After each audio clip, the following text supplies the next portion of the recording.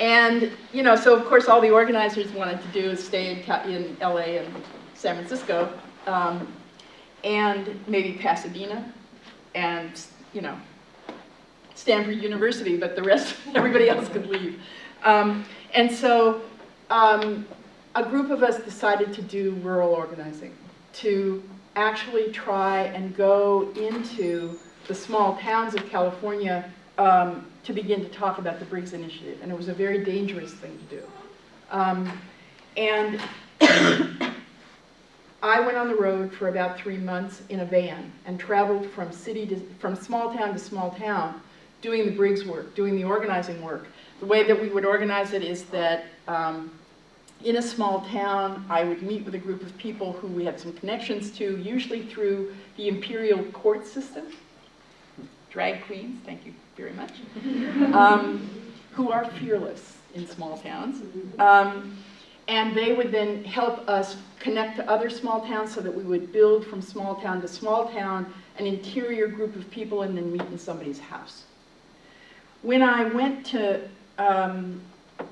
Turlock, I went to the community college there to do a talk, and the talk was attacked by the Ku Klux Klan, and the police had to step in order for them not to completely come in and bust the event. I mean, it was that level of disagreement. It was heated. But it was some of the most important work for me in my life that I've ever done, because I went back to the communities I came from. I mean, one of the reasons that I was really successful is that when people would say I was an outside agitator, it's like, would you like to talk to my aunt? Because she lives in the trailer court, like about 5 minutes from here, so I'm not really an outside agitator. I mean, you might hate me for a whole lot of other things, but I actually am from here. So then let's, you know, you do know some of those kind of people.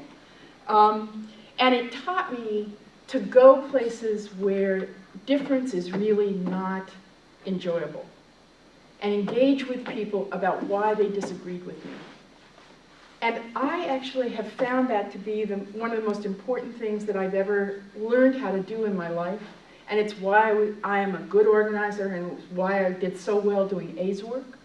AIDS work is not an easy thing to talk about, particularly in impacted communities where people are terrified about sexuality, incarceration, drug use, vulnerability. I mean, it's not simple to go in there and have a conversation about what's going on.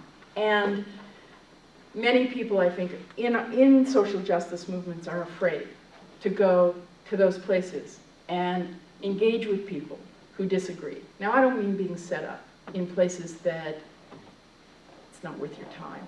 You know it's not worth your time, and you're going to be used as a kind of target range. That's not what I mean. But I think there are lots of spaces where we can engage with people and help shift dialogue because we go out of the safety zones that we've created. The need for activism, I think, is critical, more now than ever, in my experience. So then the question for me, not only around difference, is what kind of activism? What kind of activism are we trying to build? What kind of activism is it that we believe in? What's our agenda? In my opinion, the current LGBT equality agenda and its vision for the future is based on a primary set of issues: same-sex marriage, ENDA, don't ask, don't tell, same-sex partnership, and immigration. And what I think about that is that it basically identifies as LGBT a very limited agenda that assumes that the question is whether or not we get to be considered normal and invited to sit at the table, rather than the question of whether the table completely needs to be changed.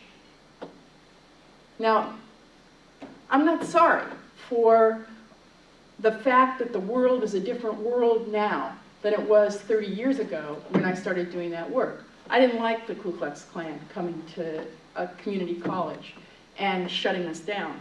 But I also don't believe that an agenda that is gay identified in the way that these issues are understood is the kind of agenda that's transformative in the way that I think a queer agenda needs to be. It's not like I don't do work on some of these issues, but I do it with an understanding that that work is limited, even if I succeed. It only takes me a step forward. It doesn't change the context of what it is I'm trying to change. It allows more to happen, but it still does it within an assumption that's unquestioning about whether or not a value like being normal is a value I want to support. And that is not something that I actually want to support, being normal. I think being normal is one of the most dangerous things in the world.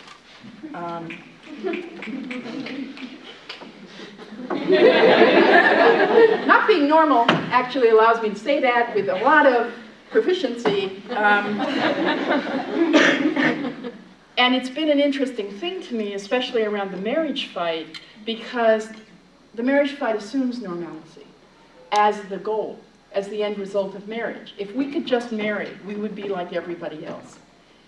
And I don't want to diminish how often hungry we are for being valued and having our relationships respected, so I don't want to trivialize that. But I don't want to build a movement where normalcy is the end result of what I'm fighting for. Most people don't look too good normal to me. Normal doesn't look like it sits well with people, as far as I can tell. And that's not just queer people.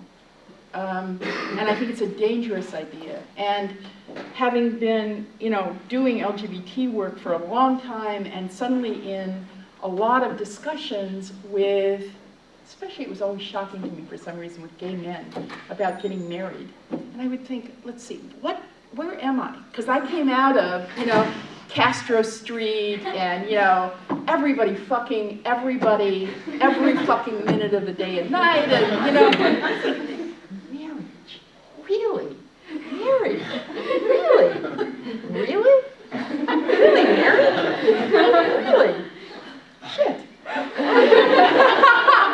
Okay, well, I guess that's a whole conversation in and of itself. And so but I want to talk about an LGBT agenda because I think the equality agenda is both pragmatically important, and many things have happened that are significant, including the right to have the kind of relationship you want. And if that happens to be marriage, more power to you.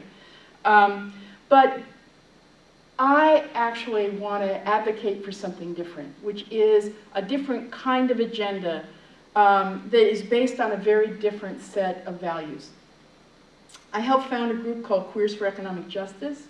You can find them online if you want to. And QEJ is an organization that was built to reflect an alternative idea about what's queer. Because many of us in QEJ were really sick of being the only person in a room raising our hands one more time saying, yes, but what about, you fill in the blanks. What about the question of immigration as a queer issue? Not just same-sex partnering and sponsoring a partner, but immigration overall as a queer issue. QEJ's idea of a queer agenda is poverty, class, race, racism, queer desire and sexuality, immigration, global context for queer desire, healthcare reform, the working poor, aging, and disability.